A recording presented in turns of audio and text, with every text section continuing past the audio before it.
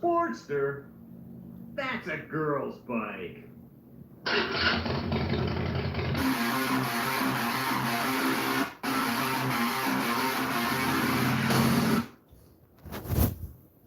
Well, hey, I'm not sure how that came out or not because I'm just trying to figure out how to do this live stream stuff without actually putting some edit stuff in it because I don't know how to do that yet. But we're working on it, so we added a little bit of music and the beginning of the video as well too, and also trying to see exactly how this is going to end up. But here we're starting it. It's a live stream based upon the Sportster S, which was revealed by Harley Davidson yesterday. And I wanted to give you some first impressions and as well as some of my experience. And we're going to let a few more people come on. Like I said there's 7 watching there. There's Mark. Hey Mark, how you doing? Road Reality, how you doing, guys? I probably won't be able to type as I'm talking, but at least you can hear me. So, like I said, let's let a few more folks get on. There's got 9 now. I'm not expecting a tremendous amount because, you know, basically people love our Himalayan on this channel. But I'm a Harley guy, tried and true. Ankuth says hello, Paul says hello and watching. Let me give you a little basis of why I think this is going to be an important video for the motorcycle world. Because it's a drastic change from what Harley's done in the past. And there's Iron Lady, she's saying hey. But the drastic changes, they're taking in the oldest name plate that they have, which is a Sportster, and they've updated it drastically. Now, there's some things that I like about it, and there's some things that I don't like about it. But before we get started, let's talk about my experience with Sportsters. And that's one of the things I think I'm... Man, I don't want to, you know, because you got to watch how you say things. You don't want to sound like you're Mr. Arrogant or whatever. But I've been riding Sportsters since 1972. Yeah. There's Tool Brothers saying good morning from Iowa. Here are the Sportsters 15,000. Yes, it is. It's $15,000 for this one. However, we'll get into some of that stuff here in a little bit. But I want to talk to you a little bit about why I think I'm qualified to talk about Sportsters. Maybe more than a lot of people on YouTube. And the fact of it is I've been riding them for, goodness gracious, nearly 50 years. We've got, let's see, Duckman says hello from Oregon. Hey, Duckman. But like I said, I started riding a 1966 XLCH in 1972. And the bike that I bought was really roughly used. In fact, it was wrecked. And I was able to, as a kid, work on it at 14 years old and rebuild it to where it was semi-safe. I threw knobby tires on it, didn't change the suspension, and I rode it off-road as a dirt bike for years. I bought other Sportsters since then, and in fact, we have 2 Sportsters in the family right now. Well, actually 3, if you count M's Superlow, the 883 Superlow that we worked on a lot this last. John said, good morning. Hey, John. But the Sportsters we have right now is my Garage Queen, which is a 2009 XL 1200C built to a 1250. And of course, Iron Lady's Iron 883. And like I said before, M's 883 Super Low. And but I've had other Sportsters in between. I've had a 883 Custom. I've had an XLCH that wasn't wrecked.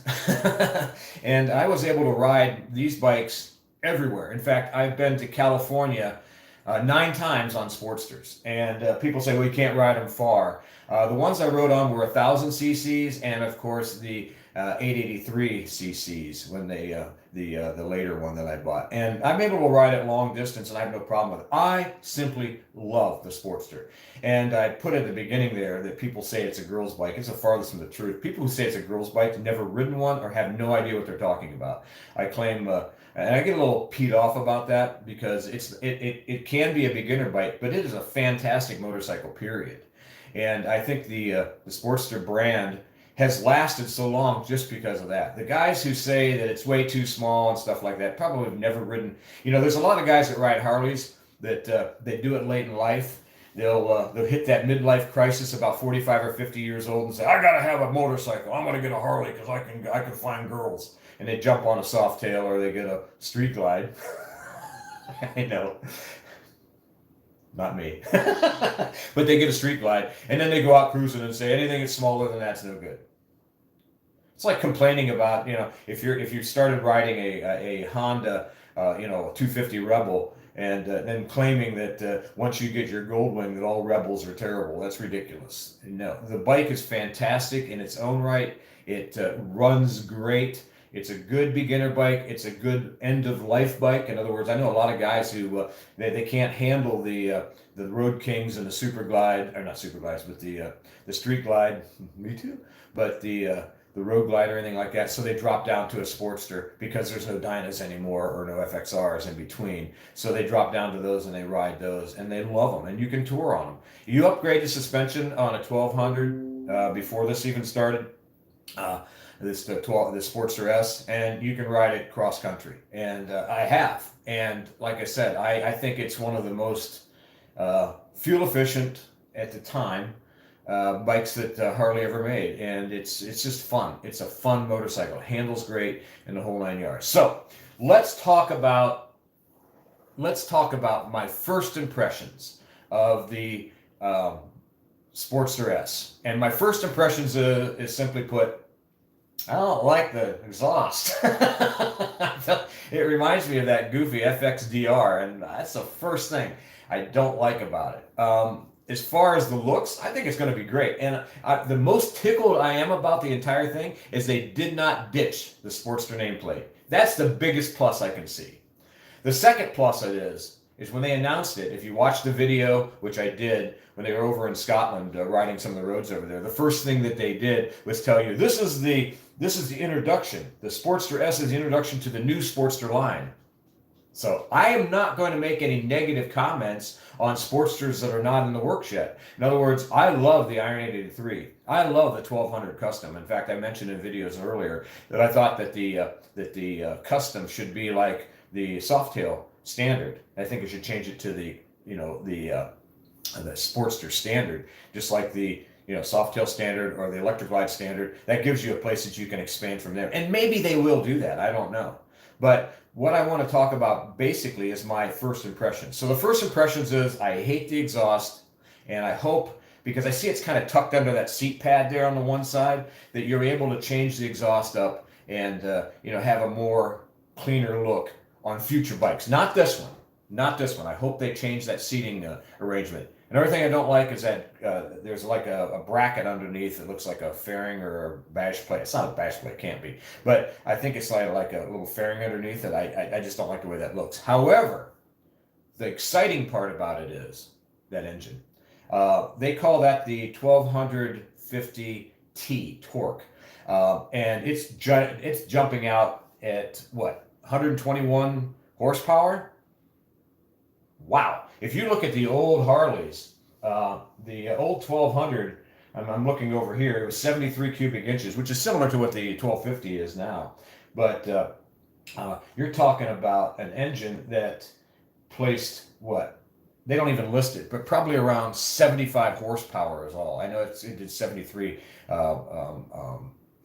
newtons, or if you call it torque power. But as far as the horsepower, this is tremendously more than what the old Sportsters were in the 1200 series, and more. I tell you what, it's more than what my 1250s cranking out, because I've had it dynoed, and it was dynoed at 101 horsepower, and that's 20 more horsepower than I've got. So it's going to outrun me. Plus, it has 6 gears, which I really like. I like 6-speed transmission. But if you want to really get a good example, everybody was going crazy about that Indian Challenger. And that Indian Challenger only turns out 124 horsepower, and it weighs close to 800 pounds, which you've got a bike here, the new Sportster S, that weighs under 500 pounds and turns out 121 horsepower.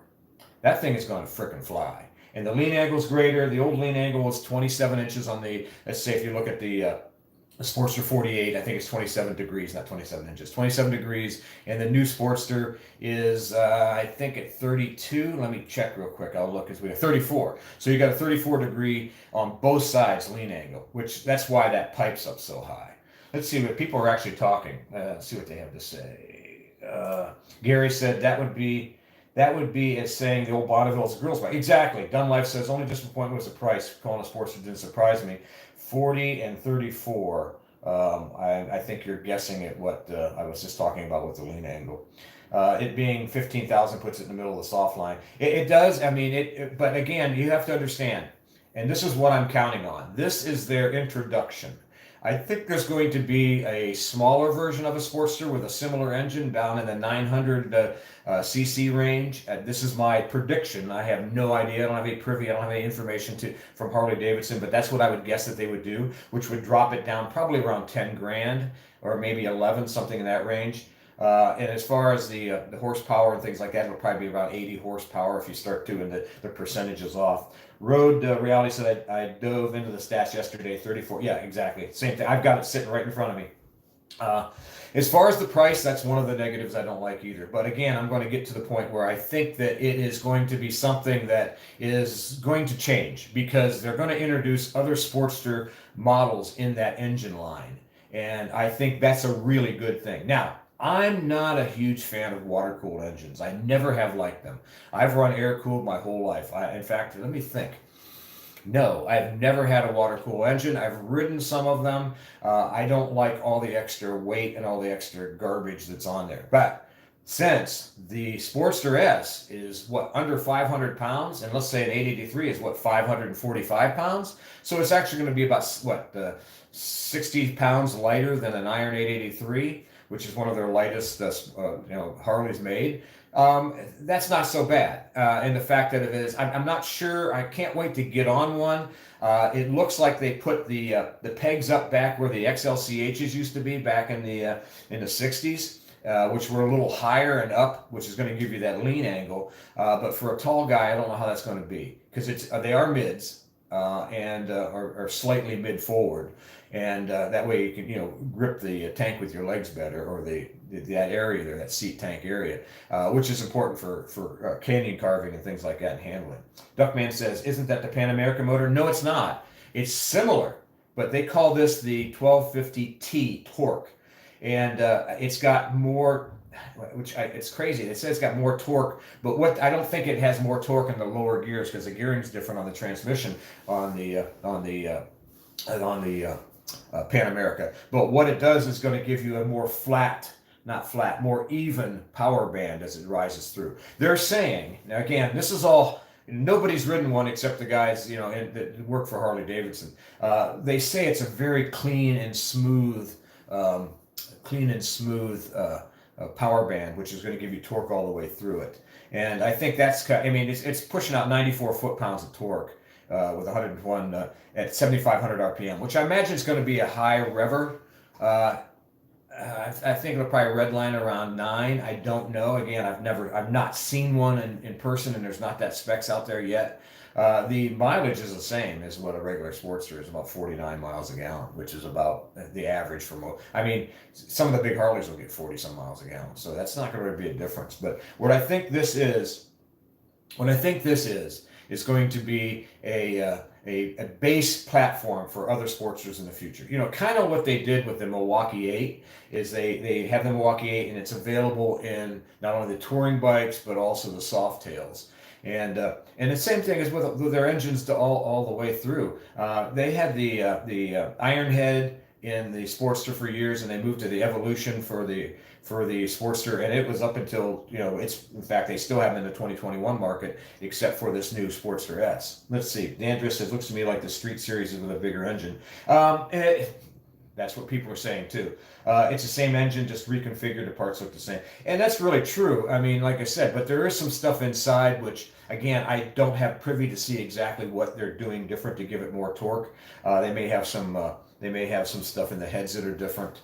They may have some valve adjustments and things like that. Again, until we get them in hand and actually work on them, which I don't know exactly what it's going to be. And I think that's everything is not unknown. What this video is about is what I see, what I like about it, what I don't like about it. Again, would I buy this bike for 15 grand? No, I wouldn't buy it. I will ride it just like I would ride the Livewire and the Pan American. It's just not my style. I like old school look. Now, I'm definitely thinking because Harley, this new president they've got running, or CEO, whatever you want to call him, seems to have his ducks in the right row. Road Reality says they need a bigger tank. Yeah, it's only a 3.1 gallon tank if you haven't checked that out. The Sportster S is leaps and bounds with the Street Series. True, and that's what Road Reality is saying. It does need a bigger tank, but that may be in other models. They may do a touring edition. Who knows? I mean, like I say, this little engine is cranking a lot of power out. Road Reality with the throwback looks to the XR1200 is my short list for adding the stable. And again, a lot of it's for different people wants different things. One of the things that really is one of the things I don't like is that that rear place for the turn signal configure, in the brake light. They should have put it on the side. I just don't like the way that looks. I know they're trying to do that short tail section there with the rear fender just sticking a little bit. It's not a bobber. People are saying, well, it looks like a bobber. No, it's not a bobber, man. It's nothing even close to a bobber. But it does have a short fender in the back behind. But you're already being able to buy for that particular bike, a rear seat or a pillion. Gary said he's test ridden a Pan American. The engine's fantastic. Definitely not what you get normally from Harley.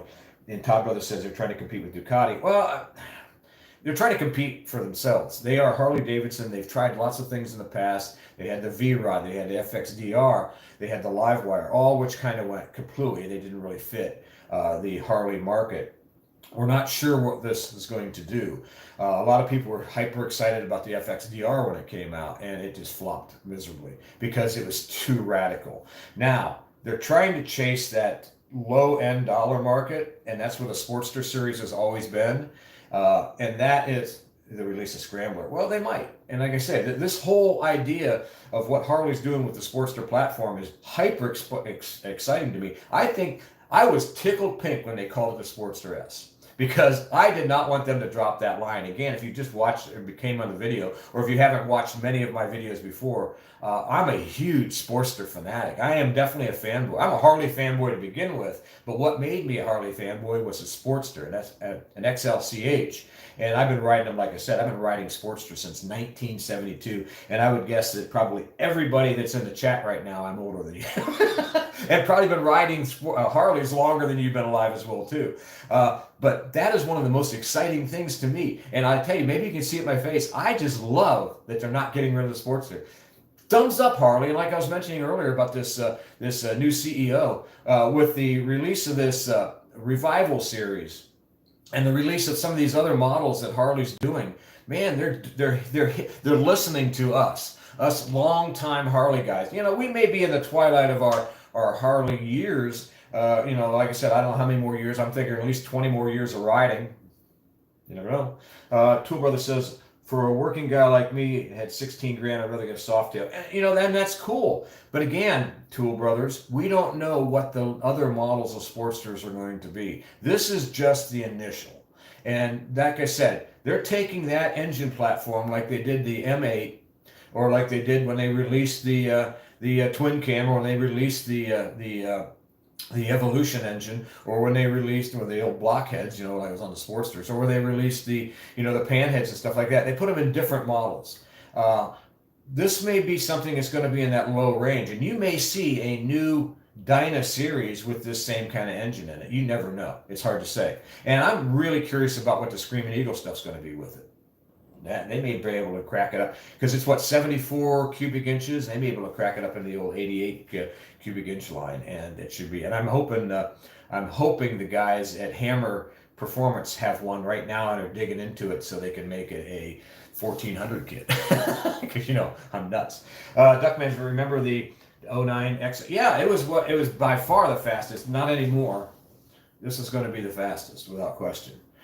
The XR1200 is a legend, and they're going to start dominating everything anymore. They kind of let Indian push them around for a little bit here with this Challenger. That's why they introduced the 131, and it blew the Challenger away as far as basic horsepower, speed, and top end, things like that. And the aftermarket support has been amazing. So we're going to see some really cool stuff that's going to be coming from Harley with this new engine. Let's see, am I a little fuzzy on the screen there? I look a little fuzzy. Maybe my camera what do you call it, the internet isn't doing so well.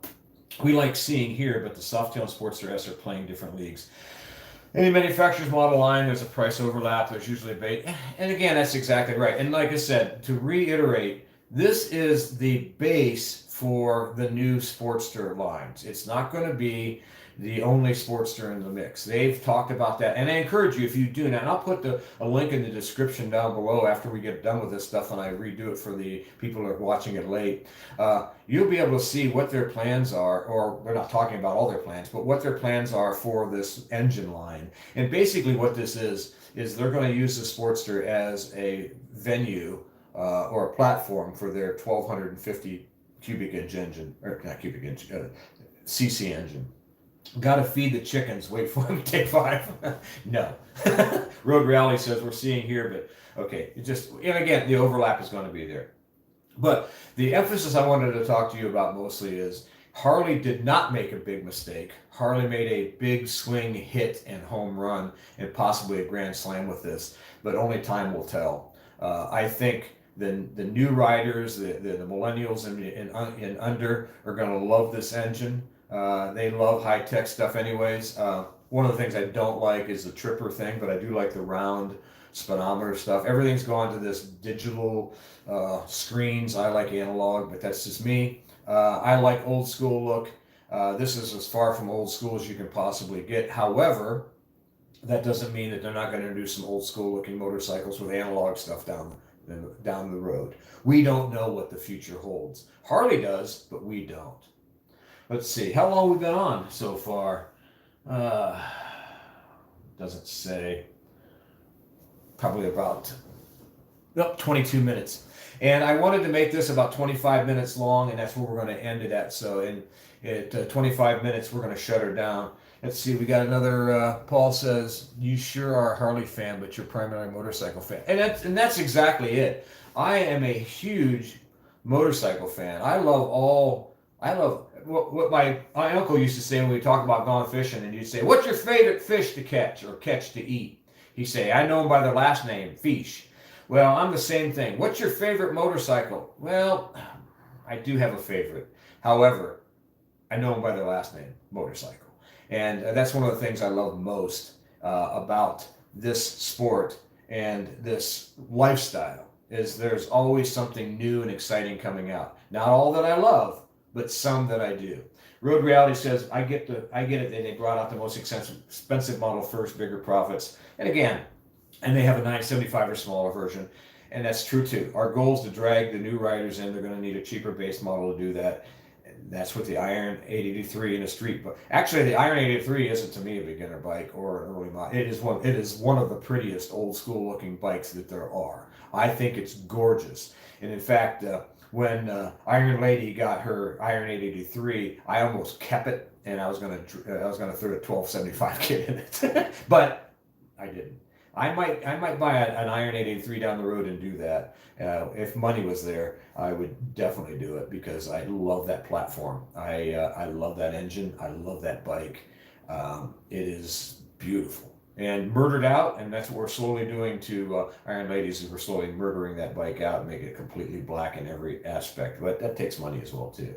Well, I really hope you guys enjoyed this video today. I know we talked a lot about a lot of figures and numbers and things like that. But the most important thing is I wanted to tell you my first impressions. And my first impressions is I think this is a home run for Harley Davidson. I think that they're going to sell a tremendous amount of Sportsters, not only the Sportster S, but some of the other models down the road. And my Harley fanboy, you bet your sweet bippy I am. Boy, I've heard that in a long time. That's an old laughing. I know. That's an old laughing phrase. You bet your sweet bippy. I think this is going to be a fantastic motorcycle. And I think platform the engine. And I think it's going to lead the way for Harley Davidson for years and years to come. Well, I really hope you enjoyed this video, guys. If you did, make sure you give us a big thumbs up. Make sure you subscribe to the channel. There's no little thing up there to me to point to or hit a bell notification, but hit that bell. We have a couple more weeks for the Suparee headlight giveaway. The link's in the description. Siggy says, so when's the next Himalayan video? Listen, there's always those guys. What? Dude. No, I'm just teasing, Andy. We'll be doing some more Himalayan soon too, and some more Harley stuff. You never know where we're gonna go. And I really hope you enjoyed this video today. Like I said, thumbs up, do the bell notification, like, share, and comment. Comments really add to the amount of algorithm jump that we get. So until next time, guys, ride safe and keep her on two wheels, baby.